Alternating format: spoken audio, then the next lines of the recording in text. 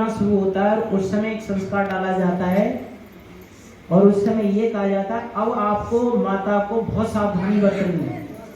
जैसे आप चिनाई करते हो ना, चिनाई मकान की, तो ऐसे ही कर देते हो, यूनिट रखी, गारा बिछाया, और जब सीमेंट और वो करते हुए कोई गमला कोई तस्वीर बनाते हो तो कितनी सावधानी से बनाते हो, बहुत सतर्क होकर बनाते हो। थोड़ी सावधानी से चित्र बिगड़ जाएगा, लिपाई पुताई सही नहीं होगी। ऐसे ही 4 महीने के बाद और गंभीरता से सावधानी से उस समय माँ को गायत्री का जाप करना चाहिए, ओम का जाप करना चाहिए, रोजाना हवन करना चाहिए, रोज धर्म पुस्तकों को पढ़ना चाहिए, धार्मिक पुस्तकों को रोजाना उस समय उस माँ को सतोगुणी भोजन करना चाहिए, सत्संग करना चाहिए। अच्छी माता बहनों में बैठें, चुगली चाटी वाली, गाली गलौज वाली, क्रोध करने वाली माताओं में ना बैठें। अच्छे वातावरण में उसको रहना है, जिससे उसका दिल दिमाग सही अच्छा बनता रहे, तो गर्भ शिशु का अच्छा बनेगा। एक बात और ध्यान दें, यहाँ पे इतिहास की एक घटना बता रहा हूँ, इसमें भी कुछ न कुछ सच्चाई है। थोड़ा सा विस्तृत रूप से मैं चर्चा कर रहा हूँ। महाभारत में आपने सुना होगा कि जिस समय चित्रांगद विचित्रवीर दोनों खत्म हो गए, उनकी 3 पत्नियां थी, अंबा, अंबिका, अंबालिका। अब देखा कि भाई ये तो बिना संतान के वो खत्म हो गए।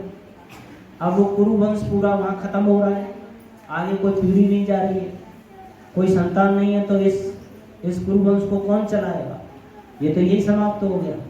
20 पिता में से कहा आप इनसे संतान करो, आप मना कर दिया। तो वहां नियोग की व्यवस्था की। सत्यवती के एक पुत्र थे व्यास, उनको बुलाया गया, उनसे कहा कि भाई तुम कुल को बढ़ाने के लिए इनसे संतान पैदा करो। तो अंबा के पास में भेजा गया व्यास जी को। जब वो आए वहां से मिल करके, सत्यवती ने पूछा संतान अच्छी होगी, बहुत बलवान होगी, लेकिन अंधी होगी।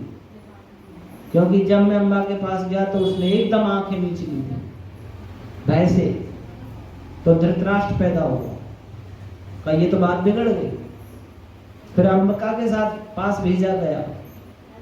जब आए तो उन्होंने पूछा कैसी संतान होगी, कि बहुत विद्वान होगी, बलवान होगी, लेकिन पांडु लोग से पीड़ित होगी। क्योंकि जैसे ही मैं अंबिका के पास गया तो वो एकदम मुझे देख करके पीली पड़ गई, उनका शरीर पीला पड़ गया।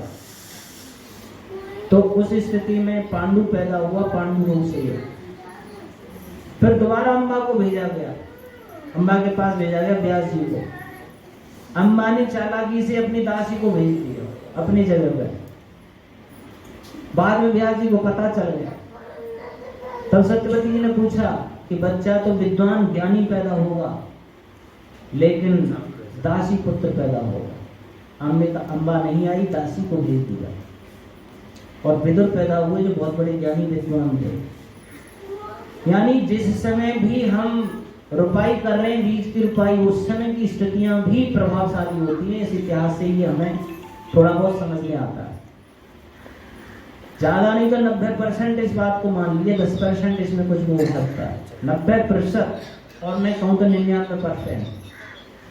तो हम क्या स्थिति में संस्कार विधि पढ़ोगे तो उसमें ऋषि ने उस समय मिलन की बहुत सारी सावधानियां दी, प्रक्रियाएं दी हैं। तो सीमंतोलन संस्कार उसको भी आप कराइए, और फिर उसके बाद में जब बच्चा पैदा होता है तो उस समय जातकर्म संस्कार होता है।